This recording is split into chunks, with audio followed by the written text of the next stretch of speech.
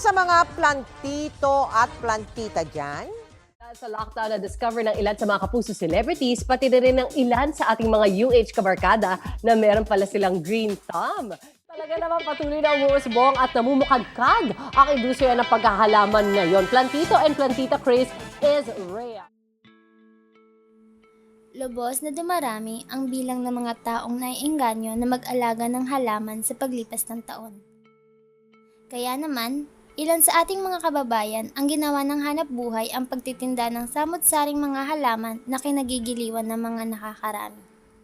Ayon kay Boyet Ganigan ng Arids and Aroids, isa ang mga taniman ng halaman sa bayan ng Silang sa Cavite ang lumago pagtapos ng pandemya. Dito ay nakilala namin si Angelina, may-ari ng isa sa samot-saring halamanan sa Silang, Cavite. Ako si Angelina Manuso na may nagmamay-ari ng halaman na ito na pinaka-garden ko. Ito ang hanap buhay namin. Nay Angie, ilang years na po itong negosyo niyo po? 20 years. Paano niyo po naisip itong business na to? Wala lang, paunti-unti lang na halaman. Tapos siya lumago ng lumago. Ay hanggang sa hanggang sa ang dami ko nang naging halaman na ganyan. Magkano po yung puhunan niyo? Ang puhunan ko dito, pinagsimulan ko, bali nasa 5,000 lang. Kumbaga yung iba, propagate ko na lang talaga. Para mapadami ko. Ilan po yung mga tauhan niyo? Minsan 3, minsan 2, minsan isa. Hindi pare-parehas kasi minsan walang makuhang tauhan. Isang kami lang 2. Sa lahat na yan, kaming mag-asawa lang. Ano po yung pinaka-mabenta niyo pong halaman? Bali, fortune plant, snake plant, saka yung driftwood, saka itong yucca. Yan ang mabibenta. Magkano naman po yung kinikita niyo po sa isang araw, monthly? Sa isang araw, minsan pagpalagay na nating pinakamababa na yung 5,000. Sa isang araw. Sa monthly, siguro nasa yung kita, hindi kasama ang puhunan. Baka nasa 20. Napansin ko po, halos lahat po kayo dito sa barangay niyo. Puro garden po yung negosyo. Paano po nakaka-apekto yun sa inyo? Siyempre po parang madami po kayong competitors, ganun po. Hindi rin naman nakaka-apekto kasi kanya-kanya kasi na kami ng buyer. Kumbaga meron silang buyer, meron akong buyer na aking sarili. Ganun yun. Meron sa akin lang talaga bumibili. Ganun. Ano pong tips niyo para po sa mga gustong magnegosyo po? Like ng ganito po. Kung sa pagninegosyo ng ganito, kailangan mo ng puhunan. Kasi hindi pwede nang wala kang puhunan. Tsaka kung wala kang pwestong malaki, magre-renta ka talaga. At nirerentahan ko ito. 4-5 isang buwan ang renta ko dito. Maraming salamat po. Kaya naman. Kaya namang kitain. Yung panahon po ba dito na isakto lang po ba sa mga pananim ninyo? Merong sakto, merong hindi. Minsan po ano pa din? Merong halaman na hindi Akma po dito. sa init. Pero nabubuhay pa rin naman po siya dito. Nabubuhay kasi kaya lang matagal. Siyempre, pag sa sobrang init. Hindi kinakaya. Hindi kinakaya. Mm. Tutuyo. Yan. Iba na kasi panahon ngayon. Kaya nga po, mas lalo pong pag mainit talaga po. Kaya yung mga halaman din po. Oo. Sa pag umuulan naman po, Pag umuulan naman, meron ding halaman na ayaw ng masyadong basa. opo, di ba? Namamatay siya. Parang nalulunod sa tubig. Ano po yung mga halaman po na Tulad ng mga ganito. Yan, yung mga ano tawag dito? Mga peperonia at saka honey eye. ayan po yung mga Yan, mga takot sa tubig. malunod po, Oo. no? Dapat yung saktuhan lang po. Saktuhan lang. Isa sa mga tauhan ni Nanay Angelina ay si Zingzing, na nagbigay ng kanyang kaalaman tungkol sa paghahalaman. Si Jingjing, 5 years na ako nagkatrabaho dito.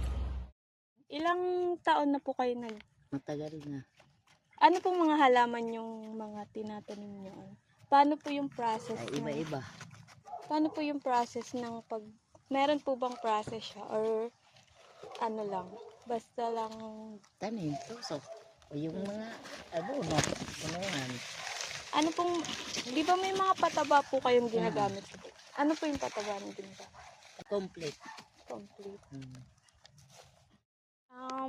Di ba po sa pagtatanim may mga problems din na sa process? Ano po yung mga problems na kinakaharap kapag Kinakain yung dahon ng uod. kinakain ng uod yung mga dahon? Tapos, paano po yun pag hindi na po siya pwede mabenta, ganon? Hindi, mabenta pa rin kung ipa-recover mo yun. Halimbawa, itatabi mo muna yan. Pero matagal-tagal pa yun bago mo mabenta. Tapos, Kasi puputulan yung mga dahon ng ganito. Ay sira na. Siyempre, Tatanggalin na pa-recover lang itong siya. ganito. Para okay. siya gumanda. Ulit. Dito ay naabutan namin ang suki ni Nanay Angelina na si Kier. Gaano katagal na po kayo bumibili dito sa garden na to? 3 years na po. Ano po yung mga kadalasang binibili niyo po? Snake plant, moonshine, well pen. Saan nyo naman po dinadala po yung mga binibili niyo po? Ay, ano ba yan? Order po sa Lazada.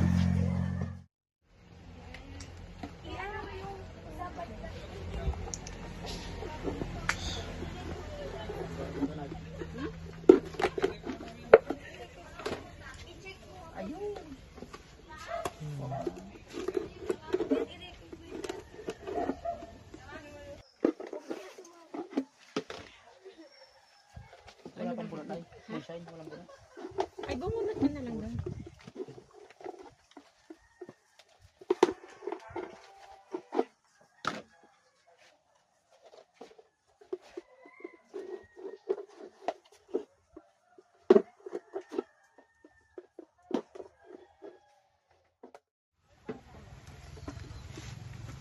Dito ay makikita natin si Kier na namimili ng mga halaman na kanya ring ibebenta online.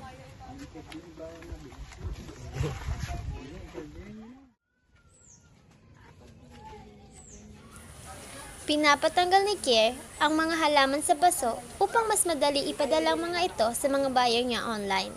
Binabalot na lang nila. 24 times 50. Ay, 1, 2.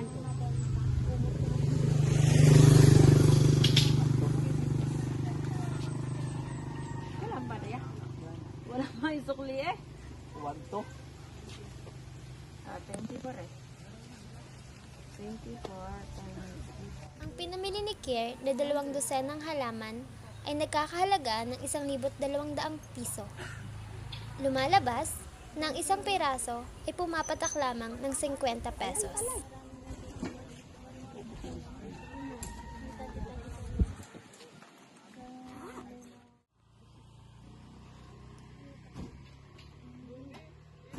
Pagkatapos bayaran, ay agad ikinarga ang mga pinamili sa van ni Kier.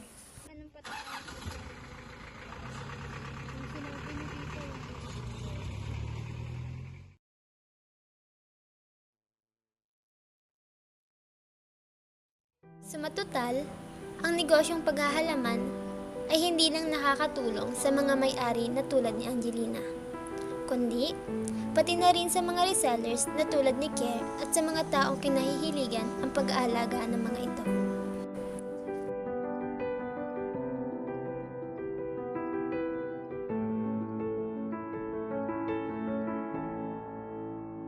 Naway, ang mga kabuhayang katulad ng mga ito ay ating suportahan, sapagkat hindi lamang ito nakakatulong sa pangkabuhayan, kundi pati na rin sa kalikasan.